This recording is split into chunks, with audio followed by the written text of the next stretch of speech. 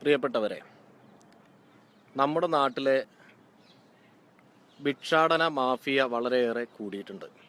ഇപ്പം കഴിഞ്ഞ കുറച്ച് ദിവസങ്ങളിലായിട്ട് മലപ്പുറം ജില്ലയിലും അതുപോലെ തന്നെ പാലക്കാട് ജില്ലയിലെ ചില പ്രദേശങ്ങളിലുമൊക്കെ കുട്ടികളെ തട്ടിക്കൊണ്ടുപോകുന്നതായിട്ടുള്ള വാർത്ത കേൾക്കുകയുണ്ടായി. അതുപോലെ മോഷണം, പിന്നെ കഞ്ചാവ് തുടങ്ങിയ സംഗതികളൊക്കെ ഇഷ്ടംപോലെ ഉണ്ട്. ഇപ്പം ഇന്നത്തെ ഏഷ്യാനെറ്റ് ന്യൂസിൻ്റെ ഒരു പ്രധാനപ്പെട്ട അന്വേഷണ റിപ്പോർട്ട് കാണിക്കുന്നത് ഇത്തരത്തിലുള്ള ഭിക്ഷാടന മാഫിയകൾ കുട്ടികളെ തട്ടിക്കൊണ്ടുപോകുന്നുണ്ട്. അത് വളരെയേറെ വ്യാപകമാണ്, വളരെ ശക്തവും വിപുലവുമാണ് എന്നാണ് അറിയാൻ കഴിഞ്ഞത്. പട്ടാമ്പി കേന്ദ്രീകരിച്ച്, പട്ടാമ്പിയുടെ റെയിൽവേ സ്റ്റേഷൻ പരിസരം കേന്ദ്രീകരിച്ച് ഇത്തരത്തിലുള്ള മാഫിയ പ്രവർത്തിക്കുന്നുണ്ട് എന്നും അറിയാൻ കഴിഞ്ഞു. കുറച്ച് മുമ്പ് റെയിൽവേ സ്റ്റേഷൻ പരിസരത്ത് കഞ്ചാവ് ബിസിനസ് നടത്തുന്നു എന്നറിഞ്ഞ് നമ്മൾ റെയ്ഡൊക്കെ നടത്തിയിട്ടുണ്ടായിരുന്നു. കുറച്ച് പേരെയൊക്കെ പിടിച്ചിരുന്നു. എന്നാൽ അതിലും വലിയ വിഷയം കുഞ്ഞുങ്ങളെ കൊണ്ടുപോയി അവയവം വിൽപ്പന നടത്തുകയും മറ്റും ചെയ്യുന്ന വലിയ മാഫിയകളിലേക്ക് എത്തിക്കുന്ന സംവിധാനമൊക്കെയാണ്.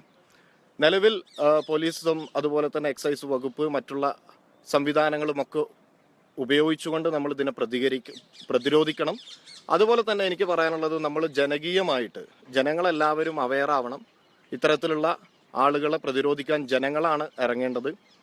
ജനങ്ങൾ ഇറങ്ങുന്നത് എങ്ങനെയായിരിക്കണം എന്ന് വെച്ചാൽ, പ്രത്യേകിച്ച് യാതൊരു തരത്തിലും ഭിക്ഷയ്ക്ക് വരുന്ന ആളുകൾക്ക് ഒന്നും കൊടുക്കണ്ട, അവരെ പ്രോത്സാഹിപ്പിക്കണ്ട.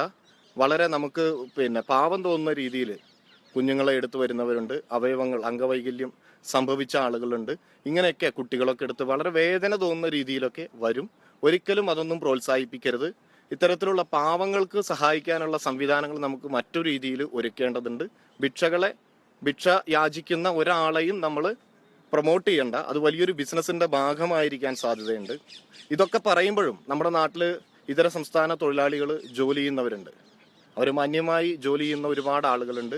അവർക്ക് നേരെ നമ്മൾ അക്രമം ഒന്നും ചെയ്യരുത്. മാന്യമായി തൊഴിലെടുക്കാനുള്ള അവസരം അവർക്ക് കൊടുക്കണം.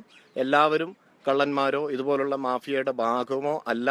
അപ്പോൾ വളരെ സമചിത്തതയോടുകൂടി നന്നായി ശ്രദ്ധിച്ച് നമ്മൾ ഇത്തരത്തിൽ ഉള്ള ആളുകളെ പിടിക്കാൻ ഇടപെടണം. നമ്മൾ എന്തെങ്കിലും തരത്തിൽ കുഞ്ഞുങ്ങളെയൊക്കെ ഈ രീതിയിൽ കാണുകയാണെങ്കിൽ ചൈൽഡ് ലൈനിലേക്ക് വിളിക്കുക. 1098 വിളിച്ച് പറയണം.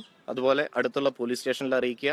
സംശയം തോന്നുന്ന ആളുകളെ കേന്ദ്രീകരിച്ചുകൊണ്ട് ബന്ധപ്പെട്ട നിയമ സംവിധാനങ്ങൾ ഉപയോഗപ്പെടുത്തിക്കൊണ്ട് അവർക്ക് നേരെ നടപടികൾ എടുക്കാനും, അതുപോലെ ഇങ്ങനെയുള്ളൊരു സംഭവം നടക്കാതിരിക്കാൻ നമ്മുടെ കുട്ടികളെ സ്കൂളിൽ ഒക്കെ വേണ്ട